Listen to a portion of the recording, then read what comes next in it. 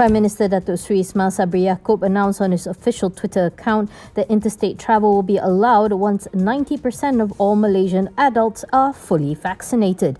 Ismail Sabri says that the Special Committee on COVID-19 Pandemic Management had agreed on this along with the reopening of tourism spots.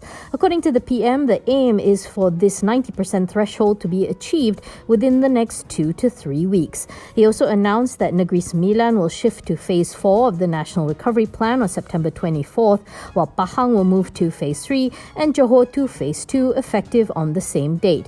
Also effective October 1st, spas, zoos, aquariums, snorkeling and scuba diving and national parks, among others, will be open to the fully vaccinated. New daily COVID-19 cases fell to 14,490 today from 15,759 yesterday, as Sarawak posted a significant drop in daily infections.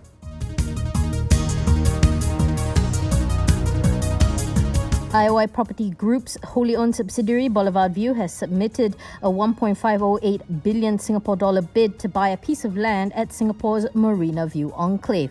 Boulevard View was the sole bidder for the tender, putting in a bid just 101 Sing dollars above the minimum price. The leasehold land, measuring 0.78 hectares and known as the White Site, is under the purview of Singapore's Urban Redevelopment Authority. URA acts on behalf of the Government of Singapore. According to IOI Props boss filing, the bid had been submitted on September 21st and that the group would make the relevant announcements on the matter once a decision had been made. The site at Marina View was launched for public tender this past June 28th, according to the URA, and that a decision will be made once the bid has undergone an evaluation process.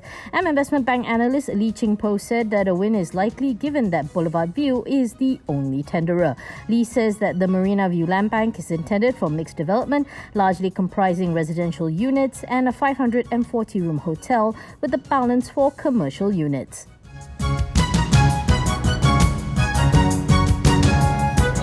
The government is contemplating the implementation of a one-off higher tax rate to be imposed on companies that have generated extraordinary profits during the COVID-19 pandemic. Deputy Finance Minister Tu Yamani Hafez Musa said in Parliament today that Putrajaya is also studying the implementation of a capital gains tax proposed by several members of Parliament in order to replenish government coffers. According to Yamani Hafez, the government will obtain the views of stakeholders on the windfall tax or levy on extraordinary profits first. He says this is to ensure that imposing such a tax would not affect Malaysia's economic standing and competitiveness, specifically in attracting foreign investments. Meanwhile, Yamani Hafiz says that there are no plans to sell shares in its special purpose vehicle Digital Nasional to local telecommunication companies to finance the nation's 5G rollout. He explains that there is no need as the rollout does not involve government allocation because it is done through market financing. To recap, in July, DN had announced that Ericsson had been appointed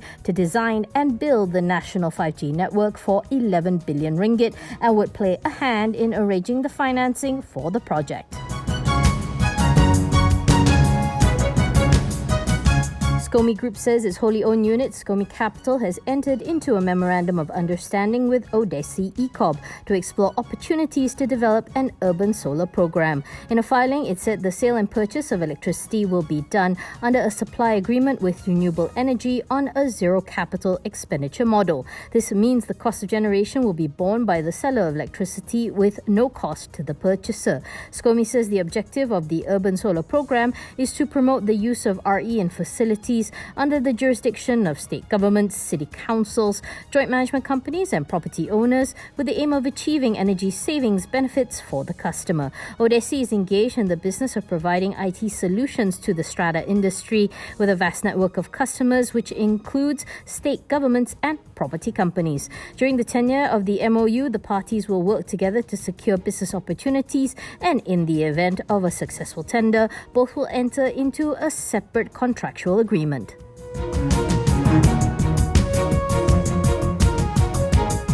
Upcom Holdings hit limit up today after the fibre optic cable manufacturer's stock jumped past the ringgit to its highest level in over 6 years since April 2015. Upcom was among the top 10 most actively traded stocks on Bursa Malaysia today, ending the day 36% up at 1 ringgit 11. More than 95 million shares changed hands. This jump may have been due to the news that the implementation of the National Digital Network plan in Perak will involve construction of 171 new telecommunication towers and upgrading of 1,754 communication transmitters.